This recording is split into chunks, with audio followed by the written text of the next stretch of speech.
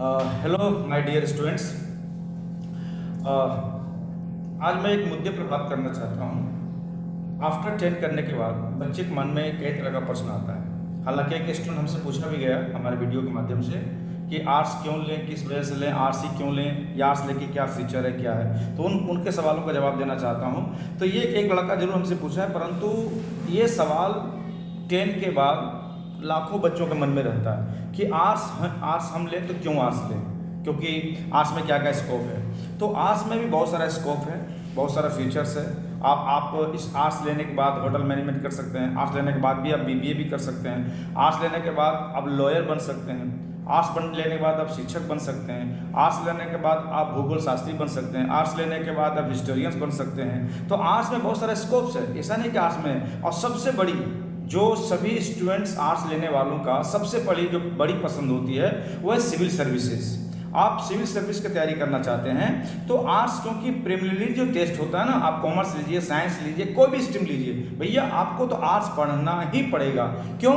क्योंकि आर्ट्स का मतलब है क्या, आर्ट्स में होता क्या है, पॉलिटिकल साइंस, हिस्ट्री, ज्योग्राफी, ये तीनों क्या है ना, और इकोनॉमिक्स, साइकोलॉजी।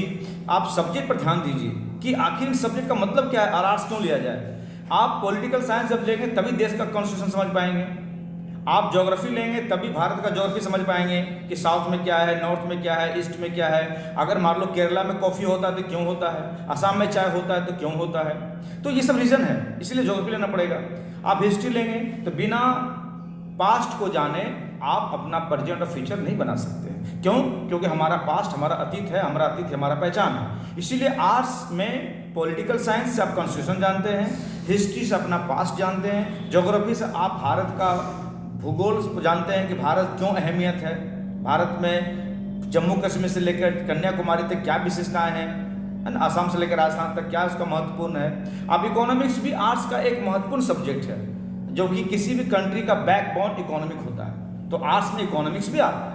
अब साइकोलॉजी ले लीजिए, आप अगर हमसे सुन रहे हैं, मैं अगर बोल रहा हूँ, ये भी एक साइकोलॉजी का प्रमाण है, क्योंकि कोई भी ऐसा वर्ग दुनिया में नहीं है जो बिना साइकोलॉजी का होता है। तो साइकोलॉजी भी एक इंपॉर्टेंट सब्जेक्ट है, फिलोसफी भी एक इंपॉर्टेंट सब्जेक्ट है, और भी बहुत सारा सब्जेक्ट है। इसीलिए आर्ट्स को अगर आप लेना चाहते हैं तो ये मन में दुविधा मत लीजिए कि आप गलत डिसीजन ले रहे हैं, आप सही डिसीजन ले रहे हैं। अब इतने से आपको बच्चों को क्वेश्चन आता है कि टोटल 6 पेपर होता है।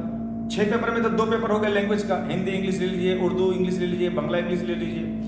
अब बचता है 4 पेपर, 4 में 1 पेपर ऑप्शन बचता है। अब बचता है 3 पेपर जो बेसिकली आर्ट्स का होता है। तो पॉलिटिकल साइंस, हिस्ट्री, अब क्या है, बच्चे के माइंड पर और बच्चे के नीड पर डिपेंड करता है कि आप क्या लेना चाहते हैं। अगर आपको देश का कानून जानना है, देश के पॉलिटिक्स में इंटरेस्ट रखना चाहते हैं, तो मेरे अनुसार आप पॉलिटिकल साइंस लीजिए। आप इतिहास के बारे में जानना चाहते हैं, आप सिविल सर्विस करना चाहते हैं, तो सिविल सर्विसेज में हिस्ट्री सबसे महत्वपूर्ण सब्जेक्ट है, और दूसरा महत्वपूर्ण सब्जेक्ट है पॉलिटिकल साइंस। क्यों? क्योंकि अतीत से ही हम सीखते हैं कि आगे क्या करना है।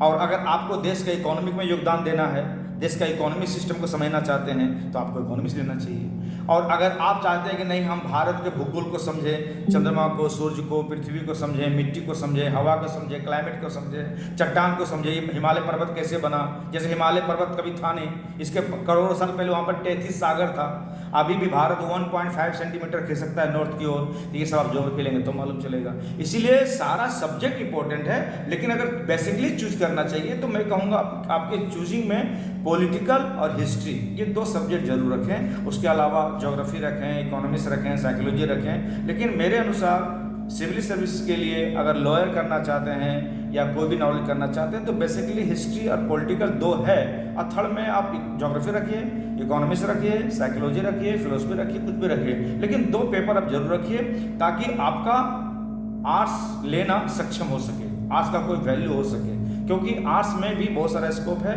इसलिए मेरे डियर स्टूडेंट्स, अगर आप जब आर्ट्स लें तो इन बातों को जरूर ध्यान रखें।